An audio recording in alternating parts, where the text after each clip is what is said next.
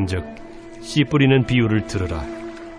아무나 천국 말씀을 듣고 깨닫지 못할 때는 악한 자가 와서 그 마음에 뿌려진 것을 빼앗나니 이는 곧 길가에 뿌려진 자요. 돌밭에 뿌려졌다는 것은 말씀을 듣고 즉시 기쁨으로 받되 그 속에 뿌리가 없어 잠시 견디다가 말씀으로 말미암아 환난이나 박해가 일어날 때에는 곧 넘어지는 자요. 가시떨기에 뿌려졌다는 것은 말씀을 들으나 세상의 염려와 재물의 유혹에 말씀이 막혀 결실하지 못하는 자요. 좋은 땅에 뿌려졌다는 것은 말씀을 듣고 깨닫는 자니 결실하여 어떤 것은 100배, 어떤 것은 60배, 어떤 것은 30배가 되느니라. 예수께서 그들 앞에 또 비유를 들어 이르시되 천국은 좋은 씨를 제밭에 뿌린 사람과 같으니 사람들이 잘 때에 그 원수가 와서 곡식 가운데 가라지를 덧뿌리고 갔더니 싹이 나고 결실할 때에 가라지도 보이거늘 집주인의 종들이 와서 말하되 주여 밭에 좋은 씨를 뿌리지 아니하였나이까. 그런데 가라지가 어디서 생겼나이까. 주인이 이르되 원수가 이렇게 하였구나. 종들이 말하되 그러면 우리가 가서 이것을 뽑기를 원하시나이까. 주인이 이르되 가만두라. 가라지를 뽑다가 곡식까지 뽑을까 염려하노라. 둘 다 추수 때까지 함께 자라게 두라. 추수 때에 내가 추수꾼들에게 말하기를 가라지는 먼저 거두어 불사르게 단으로 묶고 곡식은 모아 내 곡간에 넣으라 하리라. 또 비유. 안녕하세요. 행복한 아침 묵상으로 인사를 드립니다. 저는 하나님 앞에 지금까지 계속해서 빠짐없이 기도하고 있는 기도 제목 하나가 있습니다. 그것은 혼란한 이 세상 가운데 속에서 하나님의 말씀을 옳게 분별하는 그런 믿음의 사역자가 되게 해달라고 기도하는 것입니다. 그것뿐만 아니라 제가 강단에 섰을 때도 온전한 하나님의 말씀만 전할 수 있게 해달라고 저는 하나님 앞에 늘 기도합니다. 그래서 저는 디모데후서 2장 15절 말씀을 참 좋아합니다. 너는 진리의 말씀을 옳게 분별하며 부끄러울 것이 없는 일꾼으로 인정된 자로 자신을 하나님 앞에 드리기를 힘쓰라. 우리는 하나님의 말씀, 이 진리의 말씀을 옳게 분별하는 성도가 되어야 합니다. 오늘날 이 말씀을 분별하는 것이 정말 쉬운 일이 아닙니다. 특히 인터넷을 보면 이것이 진짜 내가 읽어도 되는 글인지, 이 말씀을 내가 들어도 되는 말씀인지 분별하기가 쉽지 않습니다. 특히 어떤 분들은 저에게 이런 카톡도 보내옵니다. 목사님, 이분 너무나 은혜롭습니다. 꼭 한번 들어보세요. 라고 해서 보면 이단 목사님의 말씀이기도 합니다.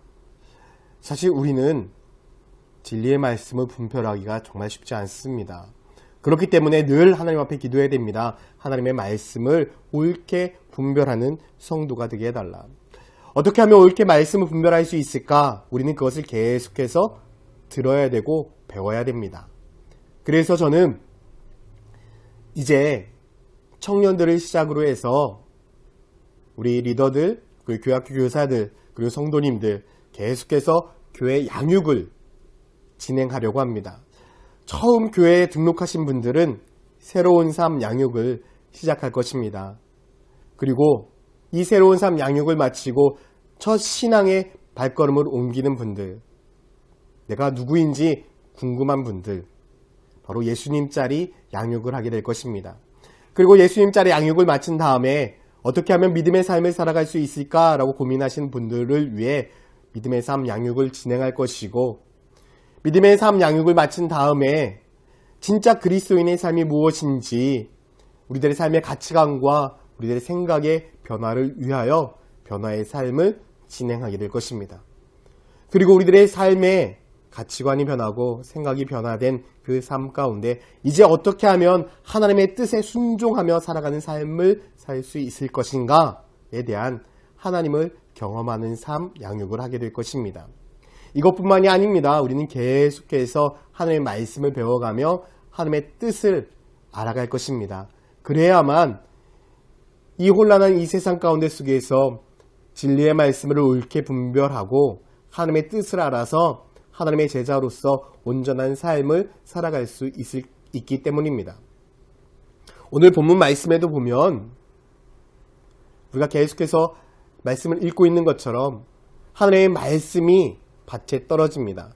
길가에 떨어졌고 돌짝밭에 떨어졌고 가시떨기 밭에 떨어졌고 옥토에 떨어졌습니다. 그리고 열매를 맺기 시작합니다. 옥토에 있는 밭, 좋은 땅에 떨어진 이 밭에도 열매를 맺기 시작하고 싹이 트기 시작합니다. 그런데 중요한 하나의 사실이 있습니다. 그곳에 좋은 열매, 좋은 씨앗만 떨어진 줄 알았더니 그렇지 않았습니다.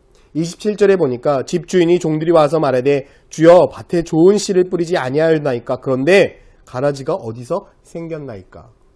주인은 좋은 씨앗을 뿌렸습니다. 그런데 그 안에 가라지도 존재했습니다. 제가 말씀드렸다시피 이스라엘의 그 농토는 산 위에 있었기 때문에 산 위에서 여러 가지 씨앗들이 날라서 그 밭에도 심겼을 것입니다. 아마 그래서 가라지가 그곳에 심겨 있었을 것입니다. 그런데 중요한 것은 이 밀과 가라지와 구분이 안 된다라는 것입니다. 새싹일 때 잘못해서 이것이 가라지인가? 이것이 밀싹인가? 라고 잘못 구분하면 좋은 씨앗까지도 뽑아버리는 우를 범할 수가 있었습니다. 그래서 주님은 종들에게 이렇게 말합니다. 주인이 이르되 가만두라. 가라지를 뽑다가 곡식까지 뽑을까 염려하노라. 마지막까지 이 곡식이 익을 때까지 주님은 기다려라 라고 말씀을 하고 있는 것입니다.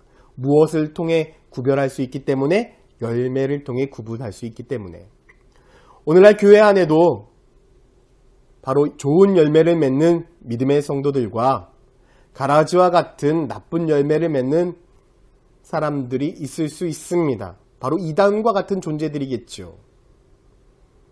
그들은 처음에 우리는 구별할 수 없습니다. 참 믿음이 좋은 것 같습니다. 그래서 어떻게 뽑아낼 수가 없죠. 그러나 결국 어디에서 결정이 납니까? 열매에서 결정이 납니다.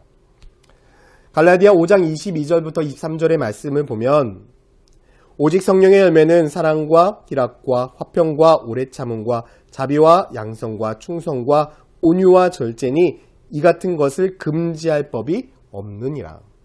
우리가 성령의 사람이 되면 성령의 말씀대로 살아가면 성령의 열매를 맺게 되어 있습니다. 이것은 당연한 것입니다. 성령 안에 그리스도 안에 하나님 안에 우리가 뿌리를 내린 삶을 살아갈 때에 우리들의 인생의 열매는 성령의 열매를 맺는 것이 너무나 당연하죠. 그런데 유다서의 말씀을 보면 이렇게도 말씀을 합니다. 이 사람들은 분열을 일으키는 자며 육에 속한 자며 성령이 없는 자니라. 성령에서 떠나간 사람들, 가라지와 같은 사람들은 분열을 일으키고 육에 속한 사람이다 라고 말씀을 하고 있습니다. 그들의 열매는 분열입니다. 그들의 열매는 좋지 않은 것들입니다. 악한 것들입니다. 부정적인 것들입니다. 그래서 저는 교회 안에 부정적인 성도가 없어야 된다라고 생각합니다.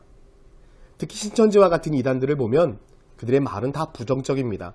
목사에 대해서, 교회에 대해서, 성도들에 대해서 좋지 않은 말만 이야기합니다. 그런데 성령의 사람들은 그들을 품고 기도합니다. 저는 여러분들의 삶이 바로 성령의 열매를 맺는 그런 믿음의 성도가 되기를 소망합니다.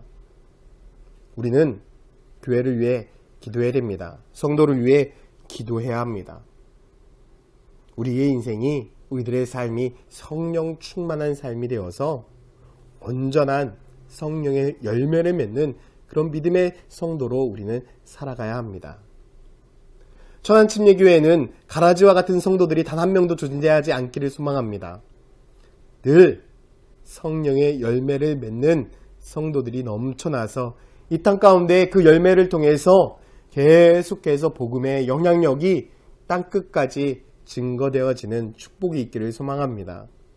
여러분들의 인생이 성령으로 인해서 열매 맺는 축복된 인생 되기를 예수님의 이름으로 축원드립니다. 기도하겠습니다. 사랑과 은혜가 많으신 아버지 하나님, 우리들의 삶에 온전한 말씀을 분별하는 은혜가 있게 하여 주시고 우리들의 인생을 통해서 성령의 열매가 넘쳐나는 그러한 삶이 되기를 소망하오니, 가라지와 같은 인생이 되는 것이 아니라 성령의 열매를 맺는 믿음의 삶 되게 하여 주시옵소서. 감사드리며 예수 그리스도의 이름으로 기도드렸습니다. 아멘.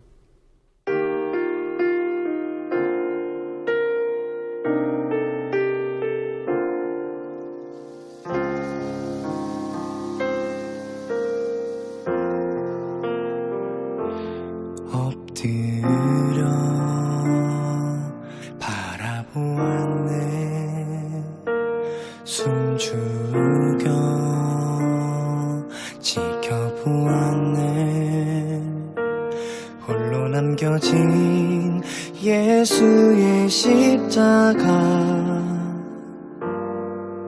나는 그만 목 놓아 울었네. 십자가 죄인 아닌가? 왜 그가 우릴 구했나? 홀로 남겨진 예수의 십자가 앞에서 나는 울었네. 날 위한 것 같아서, 내가 지은 죄 같아서, 내 주님 같아서 목 놓아 울었네. 내 아버지, 내 주님.